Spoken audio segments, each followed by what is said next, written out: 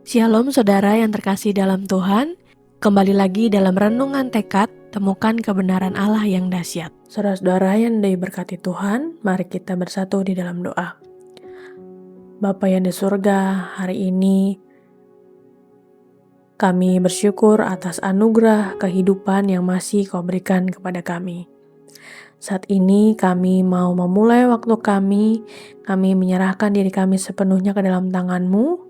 Lembutkan hati kami agar kami peka terhadap firman-Mu. Dan terangilah pengertian kami, supaya kami memahami kebenaran-Mu dengan benar. Tuhan tolong pimpin kami, agar apa yang kami dengar hari ini dan kami pelajari, boleh mengubah cara hidup kami menjadi lebih serupa dengan-Mu. Inilah doa kami, hanya di dalam nama Tuhan Yesus kami berdoa. Amin. Renungan pada pagi hari ini terambil di dalam 2 Petrus 2 ayat yang pertama. Demikian bunyi firman Tuhan. Sebagaimana nabi-nabi palsu dahulu tampil di tengah-tengah umat Allah, demikian pula di antara kamu akan ada guru-guru palsu. Mereka akan memasukkan pengajaran-pengajaran sesat yang membinasakan.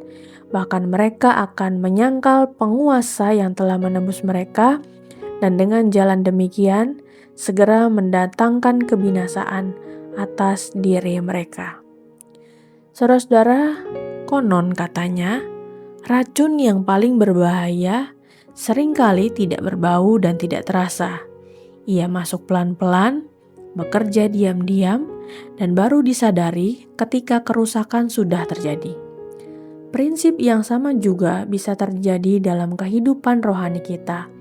Ancaman terbesar bagi iman seringkali bukan serangan terang-terangan, melainkan ajaran yang terdengar masuk akal, terasa rohani, bahkan memakai bahasa Alkitab, namun perlahan menggeser kebenaran firman Tuhan. Di dalam 2 Petrus 2 ayatnya yang pertama, Petrus memperingatkan jemaat tentang hadirnya guru-guru palsu yang menyusup secara diam-diam dan membawa ajaran yang menyesatkan.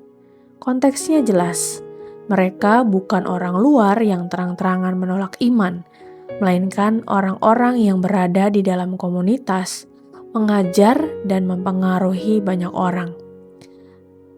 Inti bahayanya bukan sekedar kesalahan intelektual, tetapi penyangkalan terhadap Tuhan yang telah menebus mereka. Ketika Kristus tidak lagi menjadi pusat, maka iman pelan-pelan diarahkan menjauh dari keselamatan sejati. Petrus tidak menulis ini untuk menakut-nakuti, tetapi untuk menjaga jemaat tetap berpaut pada kebenaran yang telah mereka terima. Tidak semua yang terdengar rohani itu benar. Karena itu, kita dipanggil untuk bertumbuh dalam pengenalan akan Kristus, agar mampu membedakan kebenaran dari kepalsuan. Saudara-saudara, hari ini mari sama-sama evaluasi apa yang selama ini membentuk cara pikir kita, dan kembalilah bangun relasi kita dengan Tuhan, sehingga kita bisa terus bertumbuh dalam pengenalan akan Dia dan kebenaran di dalamnya. Mari kita tutup di dalam doa. Tuhan Yesus, untuk firman-Mu kami bersyukur boleh mengingatkan kami akan hari ini. Tuhan tolong kami agar kami memiliki hati yang peka, pikiran yang jernih, dan iman yang berakar kuat pada kebenaran firman-Mu. Jauhkan kami dari segala ajaran yang menyesatkan, dan Tuhan boleh tuntun kami untuk selalu kembali kepada firman-Mu sebagai pegangan hidup kami. Tuhan, beri kami keberanian untuk berdiri di pihak kebenaran, sekalipun tidak populer di mata dunia.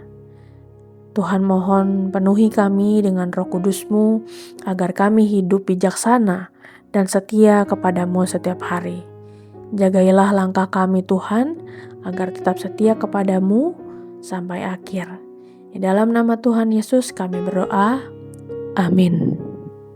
Saudara yang terkasih, jika saudara memiliki pokok-pokok doa yang dapat dibagikan kepada kami untuk kami doakan, saudara-saudara bisa mengisi pada link deskripsi dari tayangan ini atau men-scan barcode yang ada di tayangan ini.